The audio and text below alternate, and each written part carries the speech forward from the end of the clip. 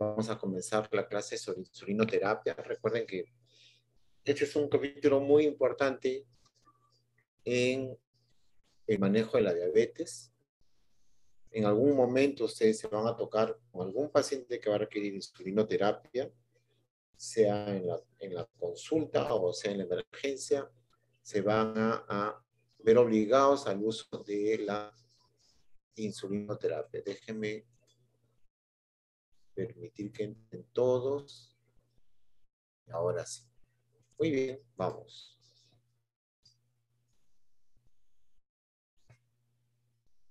Muy bien. Hay que tener claro varias cosas, ¿no? En la diabetes insulina dependiente tipo 1, la insulina es inevitable. Y en la diabetes mellitus tipo 2 existen indicaciones de insulinoterapia. Por ejemplo, la insulinoresistencia. En los obesos se ve más insulinoresistencia que en los pacientes delgados, número 1. Existen otras indicaciones de uso de insulina, por ejemplo, en la sepsis o en las diabetes compensadas, ¿no? En el paciente con insuficiencia renal en hemodiálisis o una insuficiencia renal severa, también muchas veces, la gran mayoría de veces se va a hacer insulinoterapia. En pacientes que estén hospitalizados también se usa insulinoterapia. En pacientes que van a entrar a una cirugía también se debe hacer insulinoterapia. Muy bien. Ustedes pueden ver acá en este gráfico, vamos a agrandar. Van a ver ustedes en este gráfico cómo va a progresar la enfermedad diabética en los no insulinos dependientes a través de los años, ¿no? Y el tipo de patología que vamos a encontrar. Vean ustedes, ¿no? Estas son las glicemias, ese es el porcentaje de función de las células beta. Aquí vemos el tiempo en años. A mayor cantidad de años, mayores cambios macrovasculares y microvasculares, que se supone que lo han tocado en sus seminarios. Y van a ver ustedes la cantidad de insulina que hay y la cantidad de resistencia a la insulina que va yendo a través de los años, ¿no? Y la glucosa, cómo va aumentando.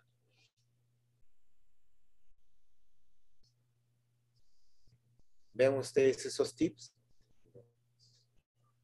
El riesgo de retinopatía y nefropatía disminuye aminorando los niveles de glucosa con la terapia intensiva. Número 1, la terapia intensiva significa que hay que controlar la glicemia como el lugar y la hemoglobina glicosilada.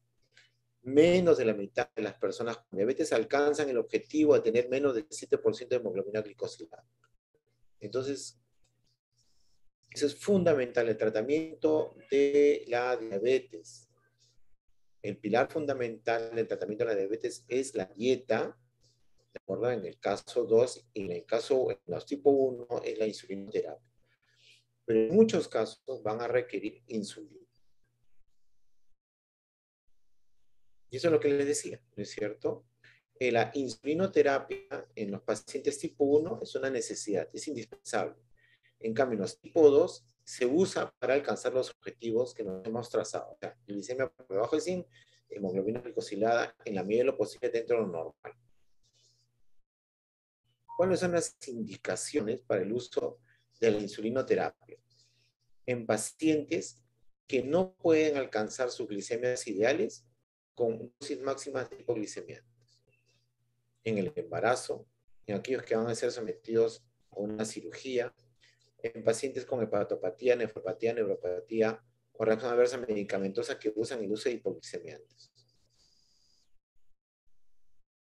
En la cetoacidosis, en el estado hiperosmolar, en pacientes con acidosis láctica, en pacientes con pancreatectomía total, en insuficiencia renal avanzada.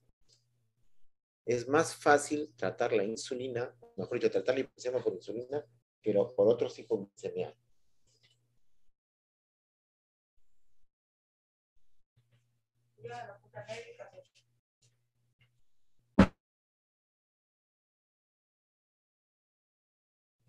Muy bien, ¿no? Vean ustedes, en diabetes tipo 2 con desnutrición, en diabetes tipo 2 compensada, en estrés traumático, en pre y postoperatorio, y cuando no se alcanzan los objetivos con antidiabéticos orales. ¿Cuál es el objetivo de la insulinoterapia en la diabetes mellitus? Optimizar la glicemia, la presión arterial y el perfil lipídico. Evitar las complicaciones agudas, mejorar la calidad de vida, prevenir o retardar las complicaciones microvasculares y reducir los eventos macrovasculares. Ustedes vieron el gráfico al inicio, ¿de acuerdo? Si el paciente no se controla bien, tarde o temprano va a ser complicación. Entonces, el asunto es educar bien a nuestros pacientes para evitar que lleguen a la insulinoterapia. No porque la insulinoterapia sea mala, no, ¿de acuerdo? Sino que el uso de la insulinoterapia en los pacientes diabéticos es un índice de que el paciente no está siendo bien manejado.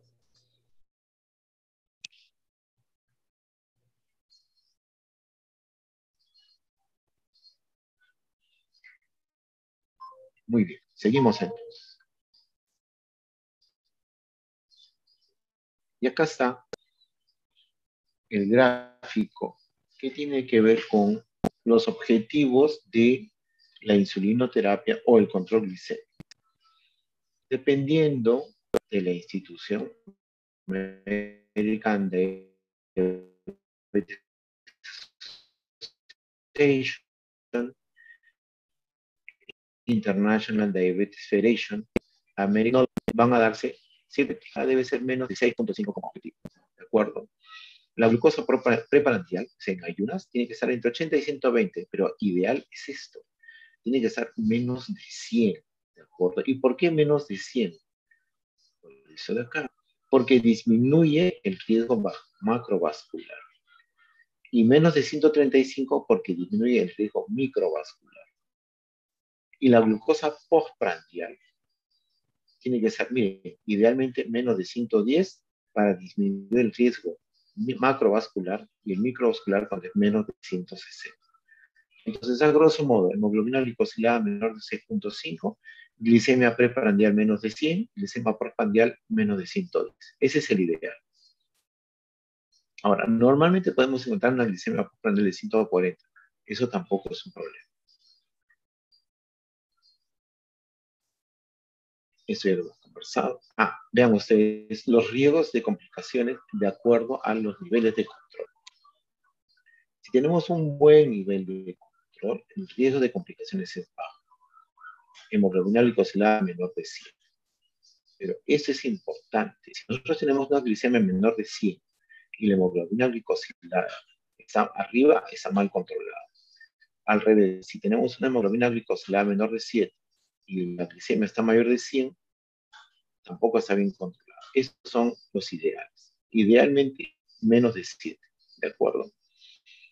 Vean ustedes, y yendo al extremo malo, en ayuno, la glicemia no puede estar más de 126 y la hemoglobina glicosilada está en más o igual de el riesgo es alto.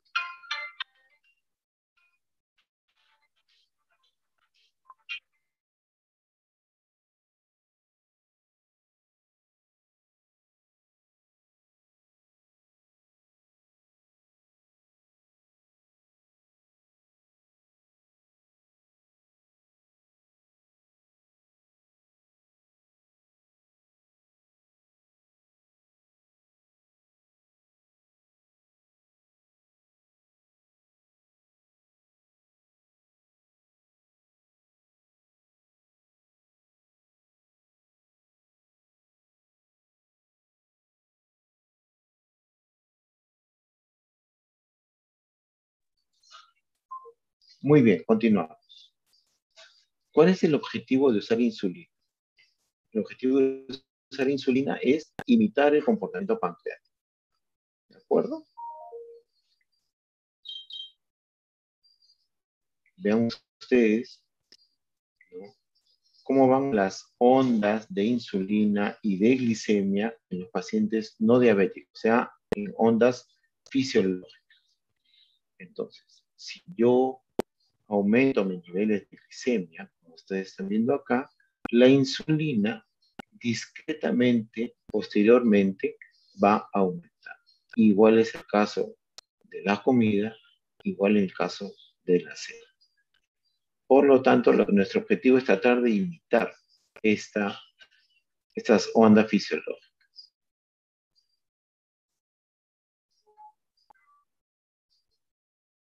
Las insulinas. Vamos a tener insulinas de acción rápida, de acción ultra rápida, disproglucina, de acción rápida como la regular o cristalina, de acción intermedia como la NPH o la turbia, y de acción retardada o de duración prolongada, que es la platina y determinada. Vean ustedes el inicio de acción de las insulinas, el máximo y la finalización. El inicio es de 10 a 15 minutos. El máximo es de 30 a 90 minutos y la finalización a 4 horas. En el extremo tenemos, miren, la glargina y la DT, que son las insulinas de acción lenta o de acción prolongada. Vean, miren cuál es el efecto de 20 a 24 horas. Y el máximo del caso del detemir de 4 a 14 horas. Esto es importante que ustedes lo sepan para que puedan hacer uso adecuado de las insulinas. Nuevamente, esta tabla convertida en un gráfico. Miren, la glargina dura hasta 24 horas. La insulina regular dura hasta 6 horas. La ultra rápida va a durar más o menos hasta 6 horas, pero miren, a los 30 minutos hay un 50% de pérdida de efecto. Y esta es la NPH.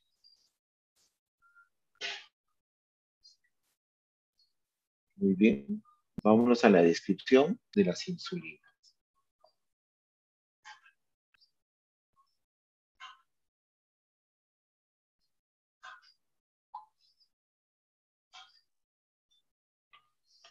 Entonces, estas son las insulinas ultra rápidas o rápidas, ¿de acuerdo? Lispro, que es la combinación de lisina-prolina, y la gliulicina, ¿de acuerdo? Es la combinación de lisina con ácido glutamico. Olvídense de los nombres comerciales. Lispro, insulina Lispro, que es lisina-prolina, y la gliulicina, que es ácido glutámico con lisina. Al otro lado de las insulinas sintéticas tenemos la glargina, Lantus, y la detemir o Levedon. ¿Cuáles son las ventajas de usar las insulinas ultra rápidas? Se pueden aplicar al momento de comer. Acuérdense por las ondas que su pico es rápido, ¿no? La elevación de insulina en el paciente es rápida. Dado que su acción es rápida, se disminuye la posibilidad de hipoglucemias. Son de acción corta.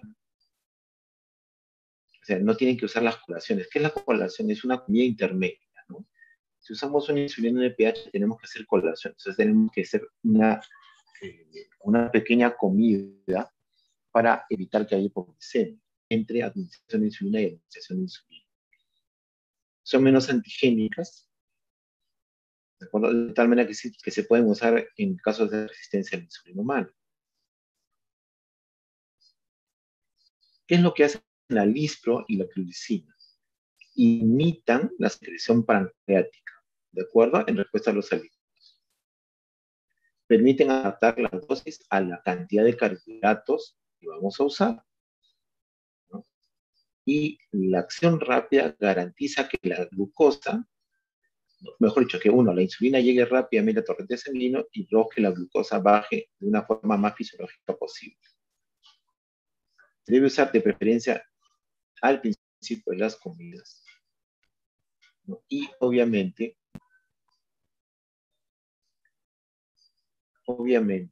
la cantidad de insulina va a asegurar que la hiperglicemia disminuya en la medida de lo posible. Ahora tenemos la insulina regular o la insulina cristalina. Se puede aplicar vía subcutánea, intramuscular, endovenosa. Se usa muy poco la intramuscular En los casos habituales se usa la subcutánea. Y en casos de pacientes hospitalizados en cetoacidosis o estado hiperosmolar, se puede usar endovenosa. Se puede utilizar antes de la comida o 30 a 45 minutos antes. ¿Por qué? Porque la absorción es más lenta que en el caso de las insulinas ultra rápidas. Ahora, recuerden que las insulinas ultra rápidas pueden durar máximo 6 horas, en promedio 4. Pero la cristalina puede durar hasta 8 horas. Miren ustedes el tiempo de acción de las insulinas.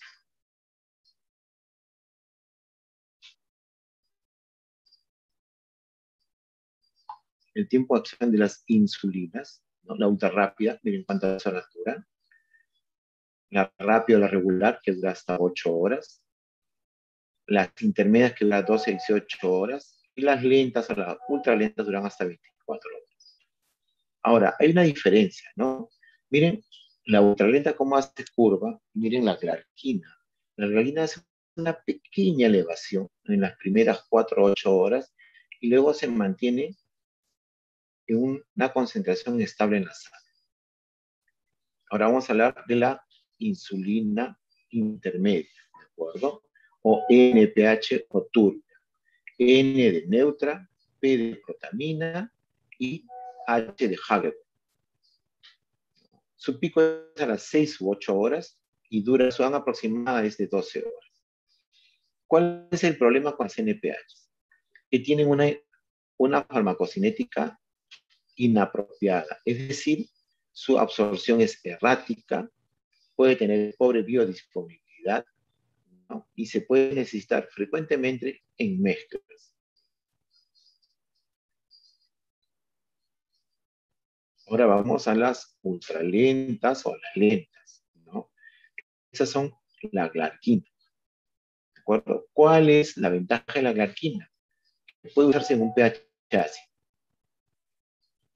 De acuerdo a esto, dado que el tejido celular subcutáneo es un pH de 7.4 aproximadamente, no se mantiene en solución y se precipita formando microcristales que se liberan lentamente. Esa es la ventaja de la glargina, ¿no? La desventaja es que no puede mezclarse con otras insulinas. Es decir, la misma ampolla, la misma insulina no puede ser mezclada dentro de la jeringa con otras insulinas. Tiene que usarse por otras vías, ¿sí? Por otras vías subcutáneas. Si la glargina se usa en un hombro, las otras insulinas se usan en otro, ¿no? O en otra parte del tejido celular subcutáneo.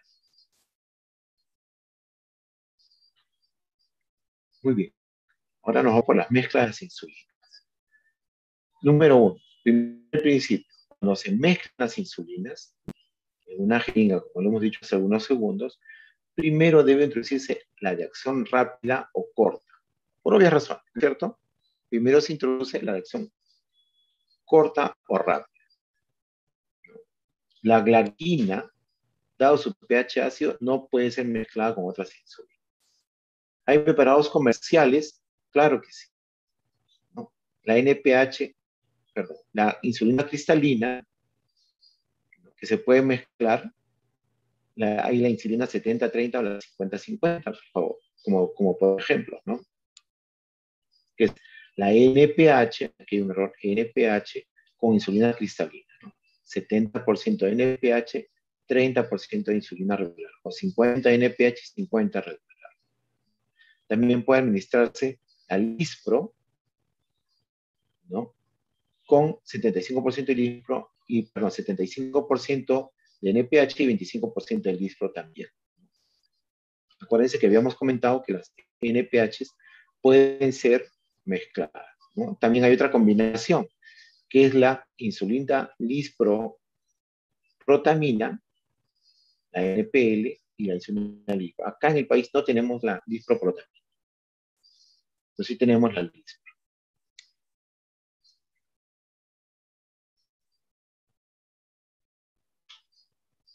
Muy bien.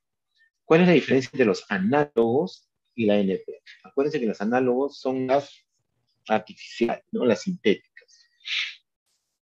Las lentas, las insulinas lentas tipo platina o de temir, ¿de acuerdo? No tienen alteración en la absorción como lo tiene el NPH, que es más errático.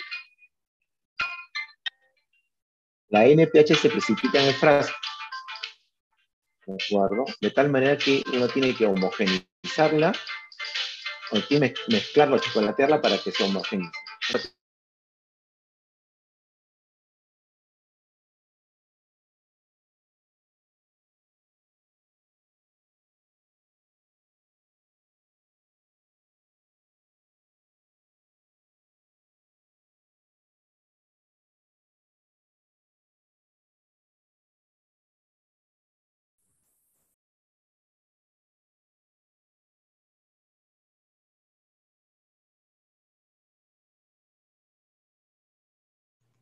Ya, muy bien, seguimos, ¿no? Como les decía, la NPH se precipita, por lo tanto tiene que ser, ¿no?, chocolateada para ser homogeneizada para poder ser administrada. Como les decía, la absorción es errática. Muy bien. Esas son las jeringas de insulina. Y esas son las jeringas de insulina ya preparadas. Ustedes pueden ver ahí las indicaciones del tipo de insulinas cómo han sido preparadas. Muy bien. Las insulinas en general requieren ciertos cuidados. Todos deben guardarse entre 4 y 8 grados, o sea, en la puerta del refrigerador. Debe evitarse la exposición al sol. ¿Ah? Tiene que, una vez el frasco está abierto, solamente va a durar 4 semanas, siempre y cuando esté entre 4 y 8 grados. Los preparados de insulina que no hayan sido congelados no deben ser utilizados. Para ser transportada la insulina no requiere estar entre 4 y 8 grados. Lo importante es que no esté puesto el calor a una temperatura mayor de 30 grados. No se debe usar las insulinas rápidas o el dispro si están turbias. ¿Por qué? Porque significa que se han precipitado. Y no usar la NPH si se ha cristalizado. Como yo les decía, si vamos a usar mezcla de insulinas lentas con la NPH o intermedias con NPH, con rápidas o ultra rápidas, las insulinas de acción rápida o ultra rápida tienen que ser administradas primero. O sea, primero se absorbe el NPH y luego la insulina rápida. Muy bien. La absorción de insulina depende de qué cosa. De reacciones tisulares locales, ¿de acuerdo? De la variación de la sensibilidad de insulina, del flujo sanguíneo en ese determinado momento, en esa determinada zona anatómica, de la profundidad de la inyección. Acuérdense que todas las insulinas son subcutáneas y de la cantidad de insulina inyectada. A esto yo agregaría del tiempo de administración, es decir, las insulinas tienen que ser administradas en forma rotativa, no pueden ser administradas siempre sobre una misma extremidad. Entonces, no pueden ser administradas, por ejemplo, siempre sobre el hombro derecho. Tienen el hombro derecho, el muslo derecho, ¿no? La nalga derecha siempre es subcutánea y el abdomen en la zona derecha. Tiene que ser rotativa, porque si no va a haber atrofia del tejido y eso disminuye la absorción de la insulina.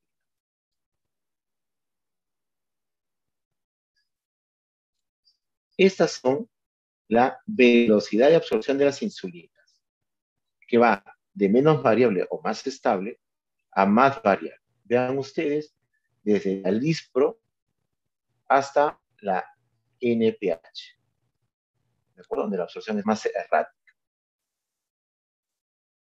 Ahora, luego vamos a ver un gráfico donde vamos a ver la zona de inyección del tipo de insulina. Como les decía, hay que tener en cuenta, para una buena absorción y que esta sea previsible, tener en cuenta la zona donde lo vamos a inyectar, que tiene que haber rotación en la zona de inyección, que tiene que haber un volumen de inyección determinado, la profundidad de inyección, la longitud de la aguja y el flujo sanguíneo.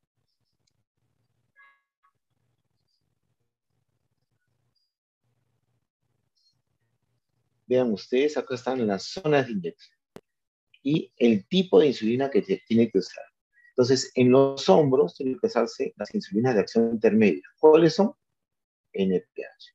Las de acción rápida, lispro, glargina, glulicina, y la cristalina en las zonas de la cintura y el abdomen periumbilical. Y en las zonas de las nalgas y los muslos debe usarse la de acción lenta. ¿Por qué? Por esta explicación. ¿De acuerdo? Las inyecciones al abdomen tienen una circulación global más extensa, una temperatura corporal más alta, lo que hace que mejore la absorción de la rápida. En las insulinas de acción prolongada, la zona de inyección no tiene gran influencia sobre la velocidad de la absorción.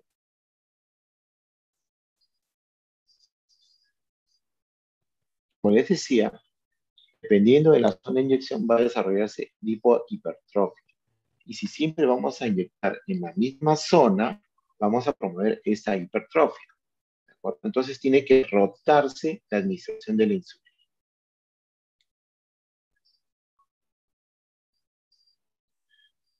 Otro principio, las dosis grandes, mayores de 10 unidades, se absorben de manera variable, o sea, de manera errática. Y las insulinas de acción rápida y corta, o sea, la cristalina y la lispro o la glulicina, tienen que administrarse en dosis relativamente bajas. Recuerden que la administración de la insulina es de forma subcutánea. De preferencia tiene que usarse una jeringa de insulina. Una cosa es la jeringa de insulina y otra cosa es la jeringa de tubérculo. ¿De acuerdo? Así que en la medida de lo posible, las insulinas tienen que ser administradas en jeringas especiales para esta. ¿Por qué? Porque tienen una longitud y un grosor de aguja determinados.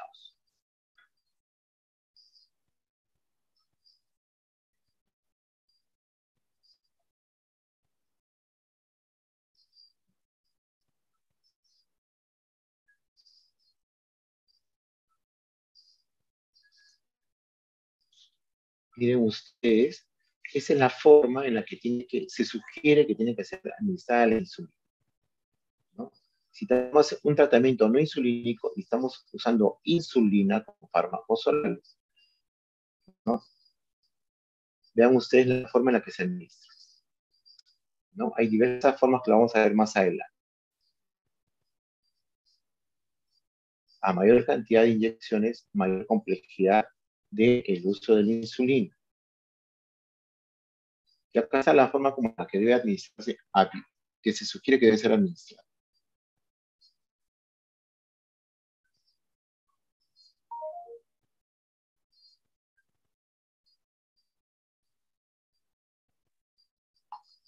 A ver, de inicio, ¿de acuerdo?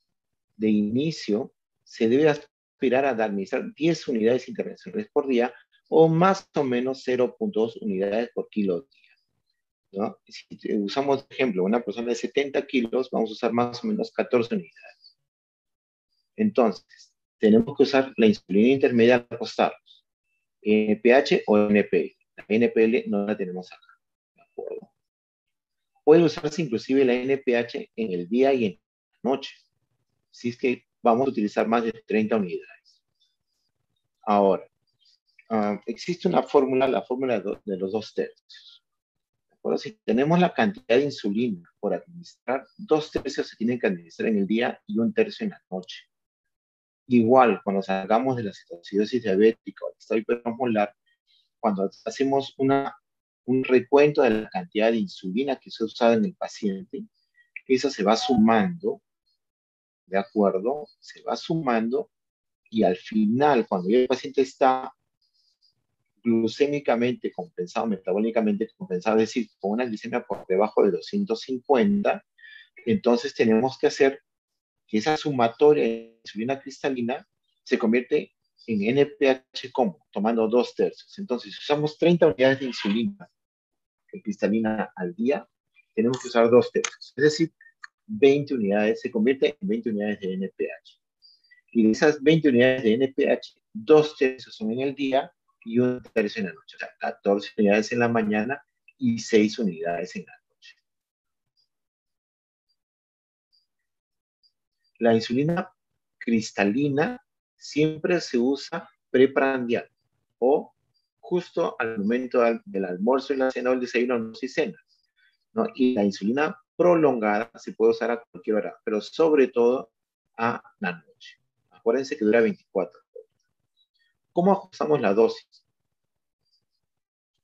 La dosis la ajustamos de acuerdo a la glicemia que encontremos en ayunas. ¿De acuerdo? ¿Cómo hacemos el ajuste? Aumentamos 2 unidades cada 3 días o 4 unidades si los valores de la glicemia superan los 180 miligramos por decilitro. ¿Cuál es el objetivo? Lo que les he dicho en las primeras láminas, ¿no? Disminuir la glicemia a menos de 130 miligramos por ciento. ¿Cómo vamos a hacer el segundo ajuste de dosis? Dependiendo de la hemoglobina glicosilada. El tiempo de vida media de hemoglobina es más o menos 120 días, o 100 días, perdón, ¿no? Entonces, se tiene que pedir hemoglobina glicosilada cada 2 o 3 meses. Si la hemoglobina glicosilada es menor a 7.5, se mantiene la cantidad que hemos establecido. Si es mayor de 7.5, entonces hay que hacer nuevas glicemias de control, ¿no? Pre y postprandial, después de las 3 comidas, ¿de acuerdo? O sea, se piden preprandiales, desayuno, almuerzo y la comida, y se piden postprandiales luego del desayuno, almuerzo y la comida, luego de 2 horas.